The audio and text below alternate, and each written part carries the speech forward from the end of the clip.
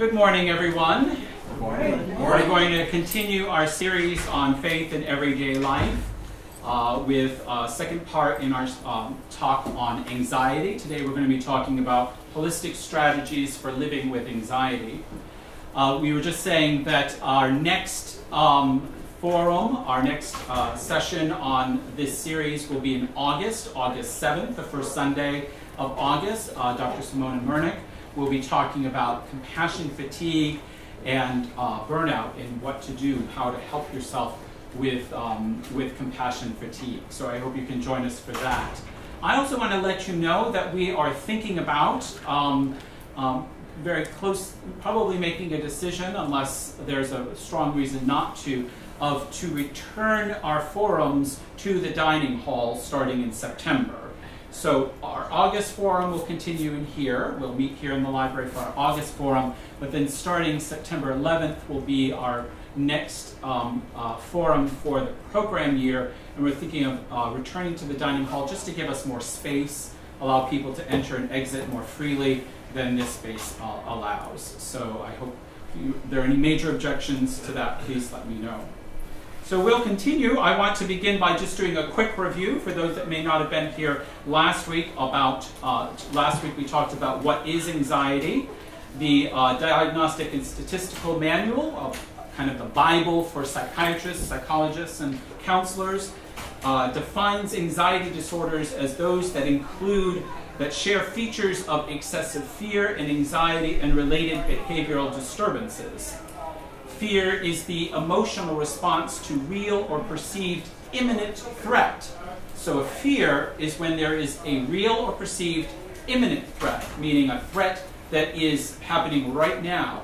Now, it could be a real threat, like a tiger running after you, or it could be a perceived threat, like a nightmare, for example, is a perceived threat that isn't real, but nonetheless, it's something that's happening right now, imminently. Anxiety, on the other hand, is anticipation of a future threat. And so it is kind of cast into the future. It's when we're anticipating future threats. It could be real, that we're about to get kicked out of our home, for example, and be homeless. That would certainly be anxiety producing, I'm sure, for any of us. Or it could be perceived, that we just absolutely know for sure that everyone will laugh at us when we stand up to talk in front of them. They'll all begin laughing at us because we're standing up and talking in front of them. That would be a perceived threat of embarrassment. And whether or not it's actually true or not, it still will produce anxiety in us. What makes anxiety a disorder, it is that it is excessive or out of proportion with reality. We're all going to experience a certain amount of fear, a certain amount of anxiety in our lives. That's natural. But what makes it a disorder is when it's excessive and out of proportion with reality, and when it persists for months in the case of adults. Children, it can be a less time, but for adults, it persists for months. And then we talked about an holistic approach to anxiety. That a holistic approach involves multiple factors: the body, which includes biology, our brain chemistry, genetics, sensations, twitching, sweating, palms, different kinds of sensations that we might have, butterflies in the stomach, behavior, walking, pacing back and forth. Avoidance is perhaps one of the major behaviors involved in anxiety. We want to avoid the anxiety-producing event or person. Then there is our mind is involved in anxiety. The cognitions, the thoughts, beliefs, opinions, and values that we have. Our affect, which is our emotions, they are certainly a part of it. The fear that we might be experiencing. Depression can also be coexisting with anxiety. Images about ourselves, and perhaps images about the anxiety-producing event or person that we might conjure up in our minds that kind of keep coming up, that continue to perpetuate the anxiety. And then our spirit is involved as well. Our relationship with God and with others is an important part of anxiety. And then social. Both our families teach us about how they handled anxiety, And then systems, we talked about anxiety triangles in all systems, but in particular the parish. So just a quick review. If that seemed a little too quick to you and you weren't able to be with us last week, eventually last week's video will be up on the website. So I've got it recorded, and we just have to add a couple pages to the website, and you'll be able to see all the videos of our forums on our website. So now we're going to talk about living with anxiety. Notice that I say living with anxiety, not eliminating anxiety altogether. The total elimination of anxiety I would actually suggest, is an unrealistic expectation. To think that we're going to completely get rid of all anxiety in our lives, that's just unrealistic. That's not really going to happen. Even if we lived on that deserted island with the pineapple drinks and the rainbow, the umbrellas in them, and that's all we did, there would still be some anxiety. When's the next pineapple drink going to come? Might produce a bit of anxiety for us. So the total elimination of anxiety is unrealistic. And also, anxiety can have a productive place in our life. For example, it prevents us from entering into dangerous situations. If we feel anxious about entering that dark cave that we see while we're hiking out at the falls, for example, well, maybe there's a reason for why we're feeling anxious about that, because maybe there's something in that cave that we should be avoiding. So sometimes anxiety is productive for us in reminding us of the limits of our own humanity. It can also motivate us to accomplish important tasks. As a student, I can assure you, my anxiety helps motivate me to accomplish a lot of important tasks in my life.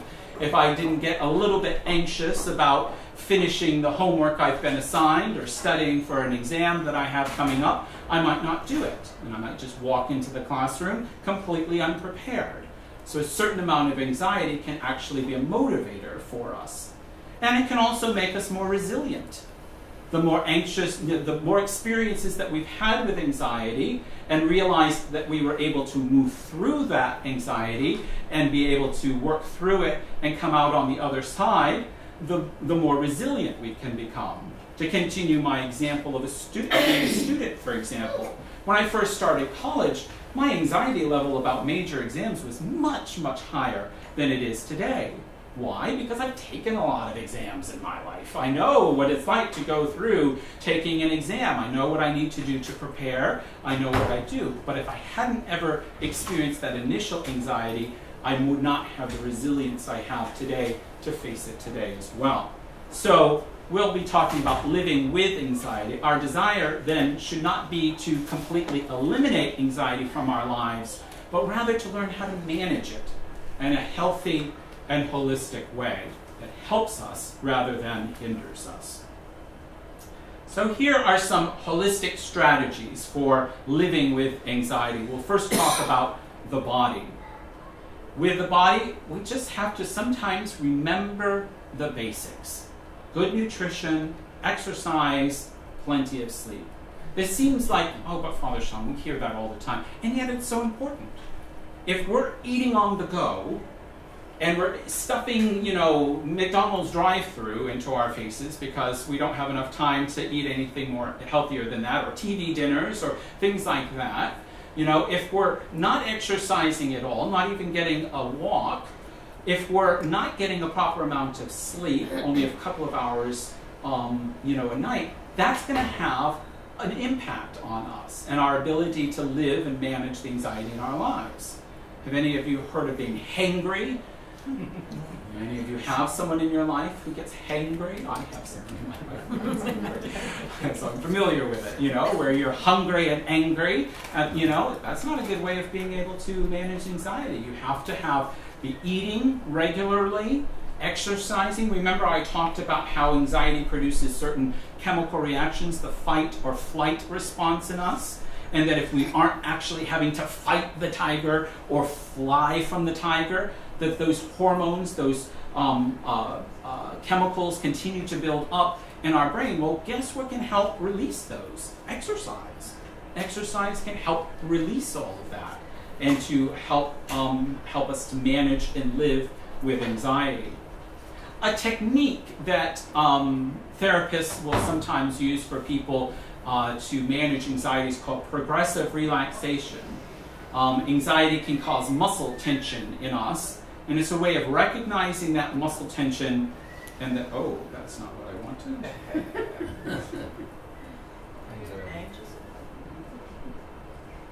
There we go. Recognizing the muscle tension and then resolving the muscle tension. I won't go into all the details of how you can go through progressive relaxation, but it is a way in which, if you're dealing with anxiety on a regular basis, can kind of help you to manage that anxiety, particularly if it might be affecting your sleep.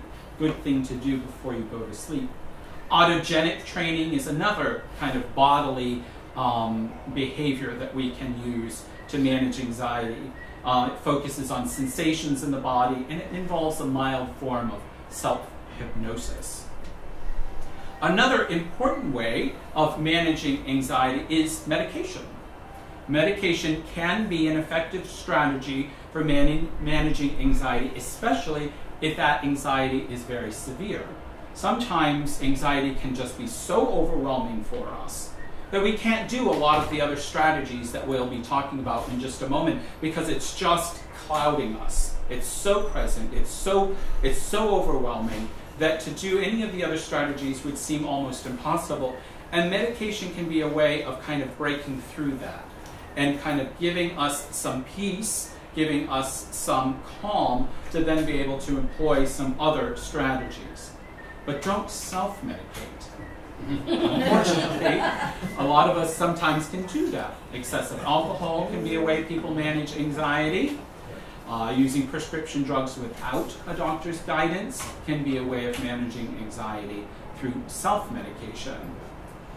And I would also recommend that if you think that medication might be something that you need, to consider seeing a psychiatrist versus a general physician. Because a psychiatrist is a specialist and who specializes in these kinds of drugs, and they can help with making sure that you get the right dose of that drug, that you are on that drug for the right duration. You may not need to be on it forever and ever. You might just need it for a short period of time, but can help you with that and make sure that you don't come off of the medication too quickly either. And they have that kind of specialization where a general physician may or may not always have that specialization. So a psychiatrist can help with that. But the most important thing to remember about medication is don't rely on medication to take care of everything. There are no magic pills in life. There really aren't. Medication can be a help, but there are going to have to be some other strategies that you employ as well to get to some of the roots of that anxiety in your life. The mind. And how does the mind, what are some strategies that we can use with our mind? Well, first of all, embark on a disciplined search. What do I mean by that? Become aware of the relationship of our affect, our emotions, our cognitions, our thoughts, and our behaviors. Sometimes we don't really realize that those three actually are connected with each other. You know, many people, will just have some type of behavior. Maybe they will fly off the handle for example, some reason, and not realize that there were some precursors to that. That there were ways that they were thinking, ways that they were feeling that kind of led to that behavior. They just see the behavior that happened. But really, the way we think affects the way we feel, affects the way we behave. They're all interconnected. And so we want to kind of get in and have a disciplined search for that. Again, a therapist can help us with this if this is not something that we're used to doing, but also it's something that we can do on our own. Just, if you just had if you did fly off the handle to a coworker, go back and think, oh gosh, what was going on? Was I hungry? Was I anxious about something? How was I feeling in that moment? What was I thinking about? And just kind of go through in your own mind and say, what led me to behave that way? And you'll see that always there are some kinds of precursors that lead up to that kind of behavior. Facing our anxieties rather than avoiding them can be very easy to just want to avoid them. I just don't want to be around that person. That person causes me too much anxiety. Sometimes we can't avoid people forever. Sometimes we have to face anxieties. And by facing our anxieties, we can then build the resilience that we have the next time to deal with anxiety even more thoroughly. We need to accept ourselves. Accept that we are not perfect. I know it's hard to believe. I'm not perfect. I know, it's hard to believe. But we're not perfect. And guess what? We're not going to be perfect. We are not going to be perfect. Let that sink in for just a moment. I think particularly I find here in this DC area, that's just not a message that we receive. We receive a very opposite message, don't we? That we have to be better, we have to be better, we have to be better, we have to be better, we have to be better. Well, you know what? We are who we are. God has given us certain gifts, and God has not given us certain gifts. And we just have to accept that about ourselves. And to a lot of anxiety in our lives is trying to do the things that we don't have the gifts to do. And thinking that somehow I have to be all of this, when God has not gifted me to be all of that. God has gifted me to be this one thing and to use the gifts that I've been given. So beware also of our own agendas. That we oftentimes have an agenda when we're going into a situation, and to be aware of that. And then to face failure in a productive way, meaning that failure does not mean that we're a bad person. Failure just means it's an opportunity to learn. If I failed at a task, that doesn't mean I'm a horrible person. It just means, okay, I have something to learn about this situation so that the next time I am in that situation, I know a different way of being in this situation. So we can see failure as an opportunity to learn rather than as some kind of personal fight against us. And appreciate and overcoming our own resistance to change. That's hard. Change is not easy. Change is not easy at all for any of us.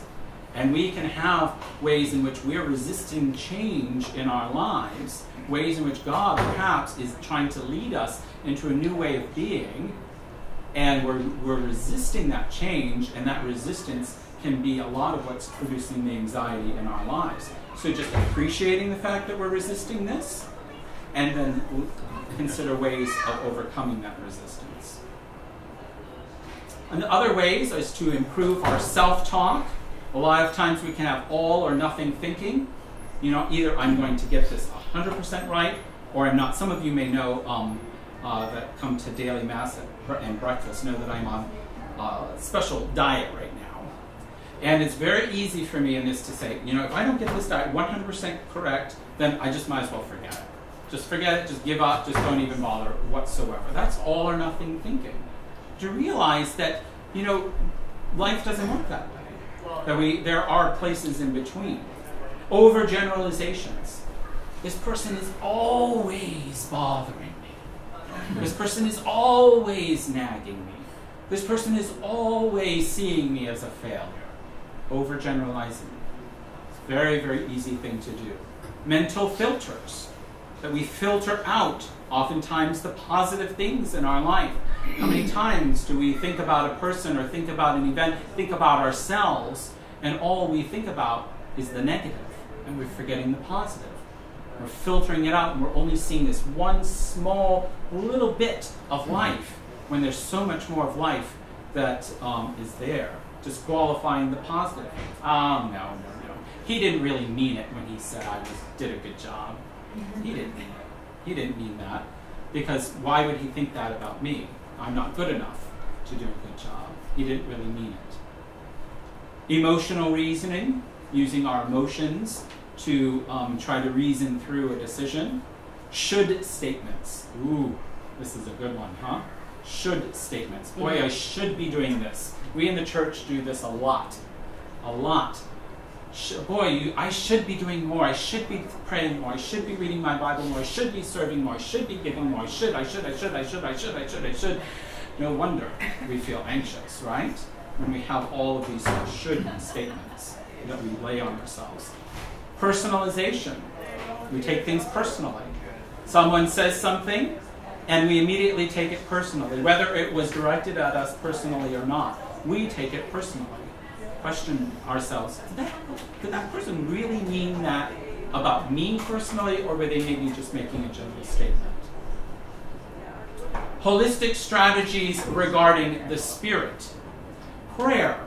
If you remember last week, we began with some scripture verses, and in Thessalonians it does speak about prayer as a way in which we can handle anxiety and worry in our lives.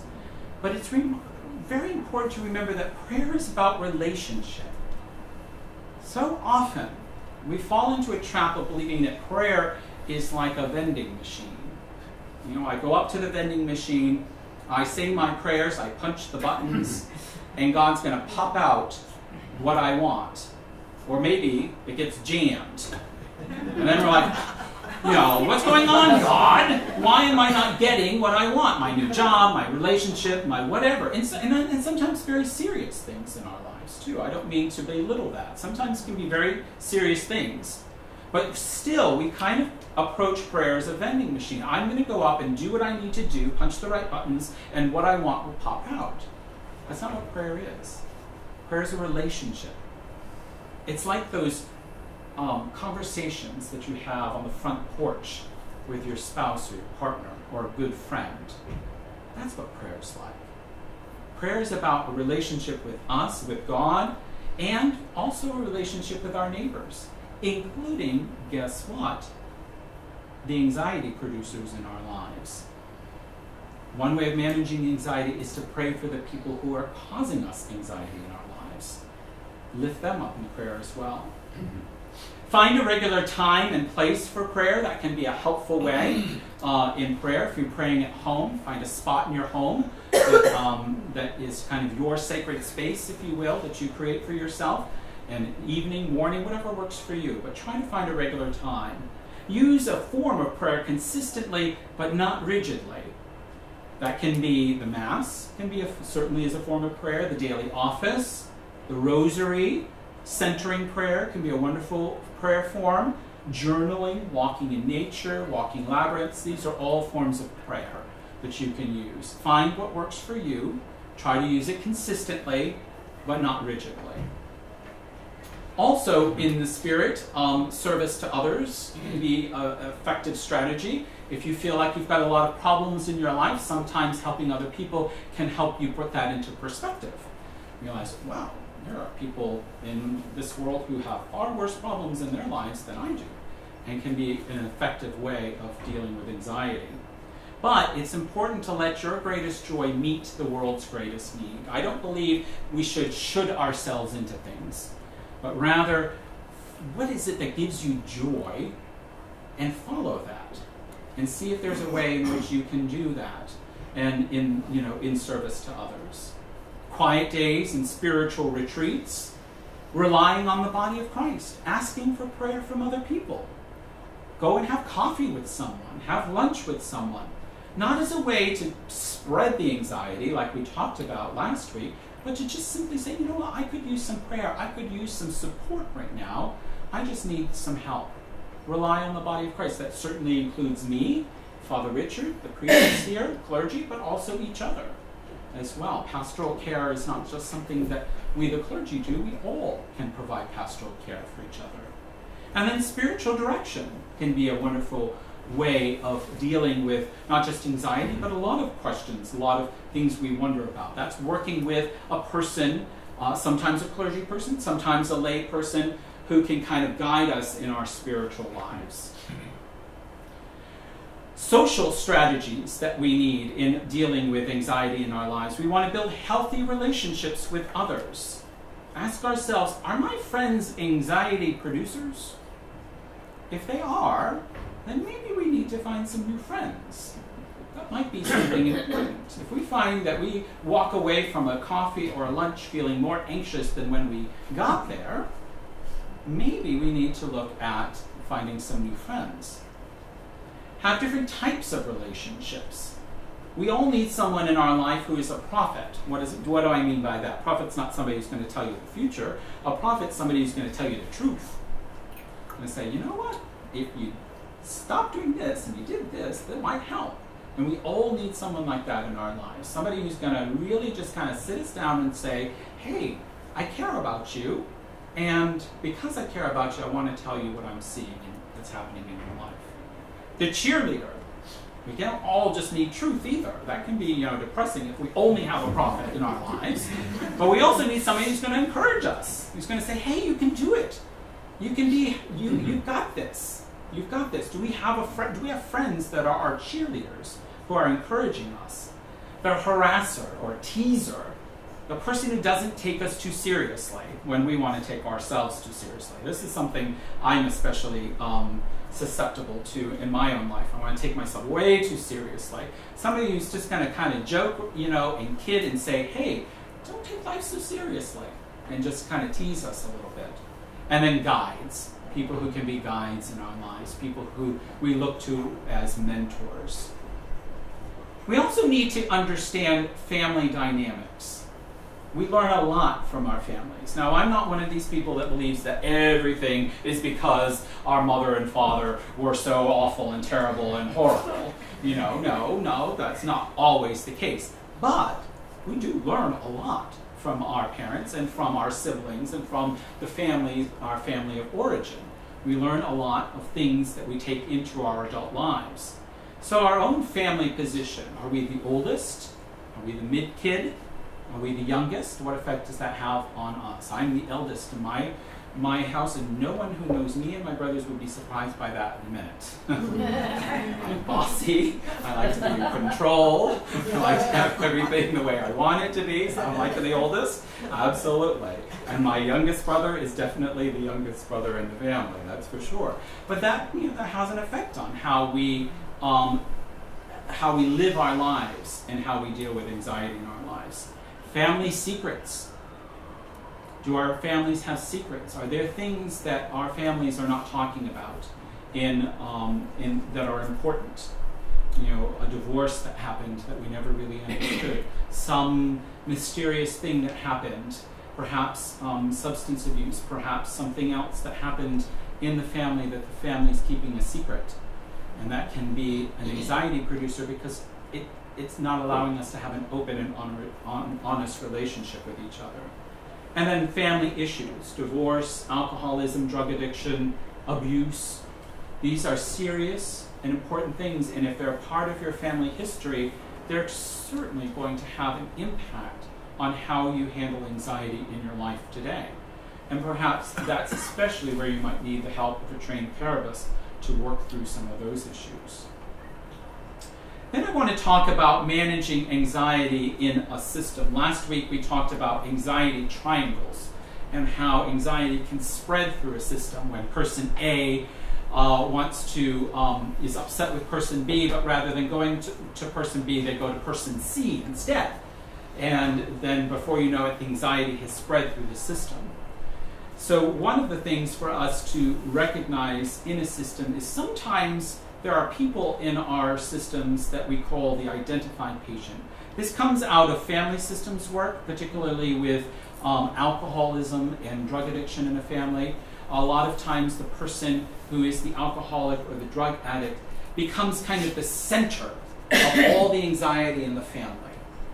And everything, it's all about taking care of that person, or if that person would just shape up, everything else would be okay with our family, and they become the center of the family system. The same is true in parishes too, or in work environments as well. There can be somebody who suddenly just kind of becomes the anxiety holder, if you will, for the system.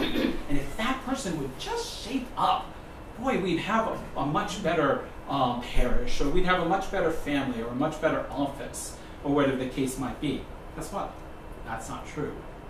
That certainly that person may need to work on some things, but the whole system is involved in the anxiety that's happening in that system. Overfunctioning. This is an issue clergy can be very, very susceptible to, but so can lay people.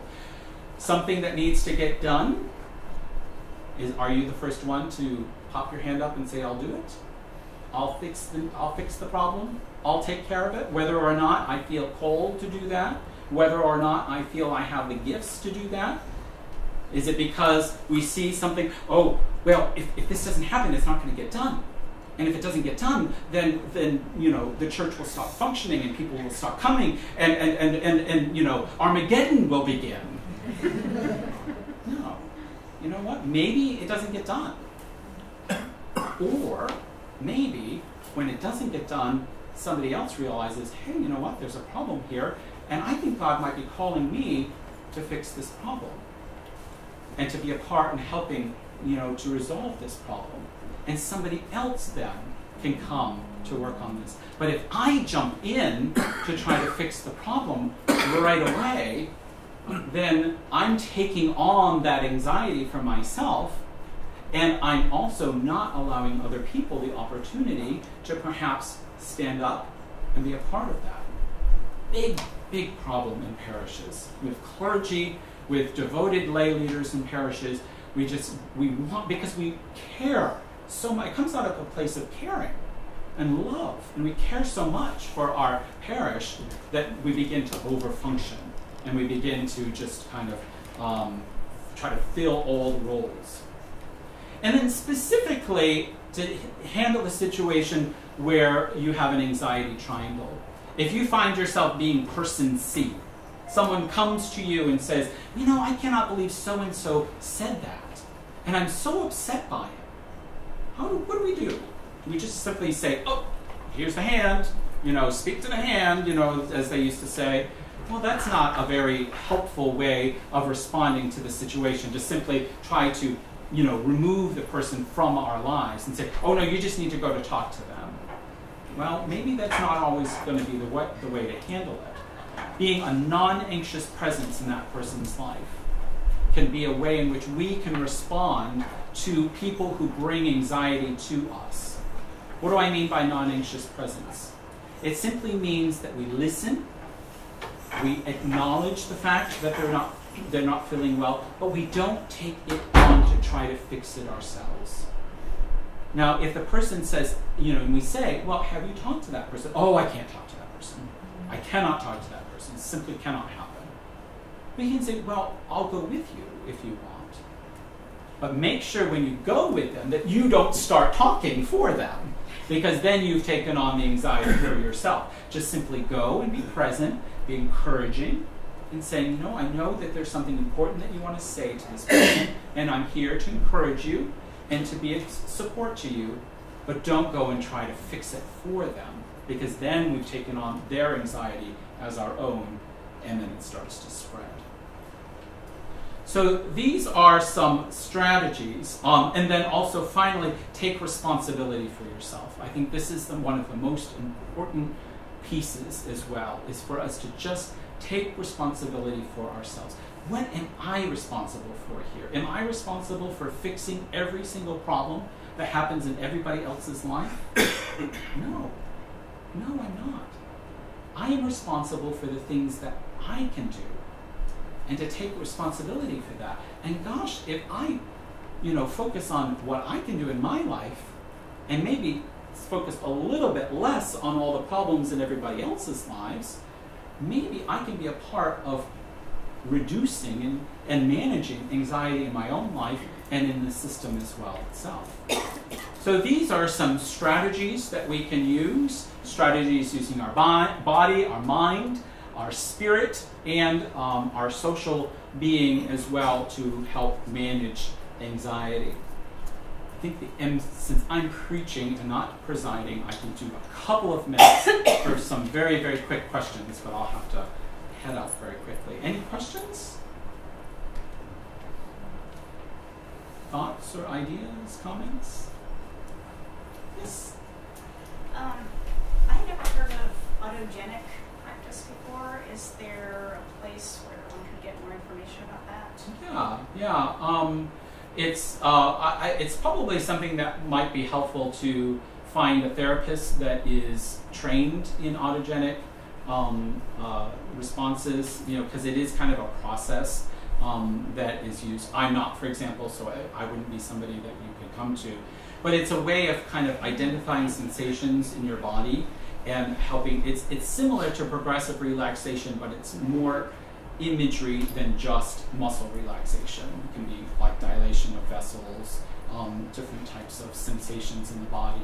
and it can kind of be a way of reducing the sensation of anxiety in ourselves. Something like biofeedback? Similar, yeah, similar. Yeah, but biofeedback, autogenic training, progressive relaxation, they all kind of very similar to each other, right? Yeah, and it can be really helpful because not all of us, I'm a thinker, so I'm usually pretty aware of what I'm thinking. So it's very easy for me to identify my thoughts in a situation, but not everybody's that way. You know, not everybody's wired that way. Sometimes you might just know, gosh, I feel so tense all the time. My body's just tense all the time. And that might be the first way that you're aware of being anxious. And this can be a way of kind of responding to that and managing that as well. So one of the strategies. I heard a really good sermon recently on the 23rd Psalm, and using it as a lens for looking at the world. And I found that just saying that first line can really help with anxiety. Yes, yeah. The Psalms can be a wonderful spiritual way of handling anxiety. And sometimes, too, we can almost use them as a mantra. If anxious thoughts just seem to be rolling and rolling and rolling in our minds, and that can happen, we call that rumination, kind of like cows ruminate, bring that up. We're constantly bringing up something that's anxious in our lives and ruminating on it and over and over and over again. The Psalms or other poetry or anything that speaks to us can be a way to cut into that rumination and stop it and bring something positive in. It can kind of then break that free to allow us then to do some other things and help us. I can almost use them as a mantra in a way. All right. Well, thank you very much. Thank you.